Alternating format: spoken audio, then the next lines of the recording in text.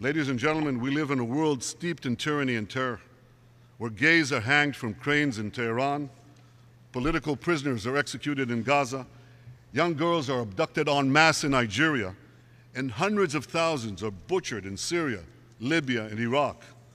Yet nearly half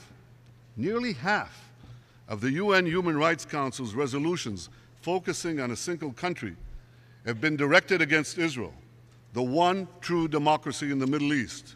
Israel, where issues are openly debated in a boisterous parliament, where human rights are protected by independent courts, and where women, gays, and minorities live in a genuinely free society. The human rights, it's an oxymoron, the UN Human Rights Council, but I'll use it just the same.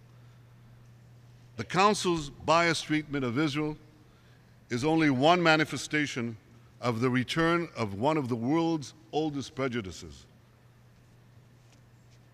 We hear mobs today in Europe call for the gassing of Jews. We hear some national leaders compare Israel to the Nazis. This is not a function of Israel's policies. It's a function of diseased minds. And that disease has a name.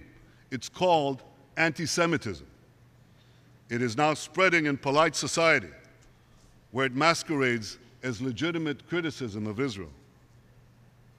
For centuries, the Jewish people have been demonized with blood libels and charges of deicide. Today, the Jewish state is demonized with the apartheid libel and charges of genocide. Genocide. In what moral universe does genocide include warning the enemy's civilian population to get out of harm's way, or ensuring that they receive tons of humanitarian aid each day, even as thousands of rockets are being fired at us, or setting up a field hospital to aid their wounded? Well, I suppose it's the same moral universe where a man who wrote a dissertation of lies about the Holocaust and who insists on a Palestine free of Jews, Judenrein, can stand at this podium and shamelessly accuse Israel of genocide and ethnic cleansing. In the past,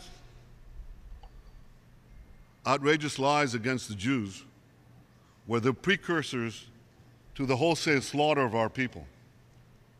But no more. Today, we, the Jewish people, have the power to defend ourselves. We will defend ourselves against our enemies on the battlefield. We will expose their lies against us in the court of public opinion. Israel will continue to stand proud and unbowed.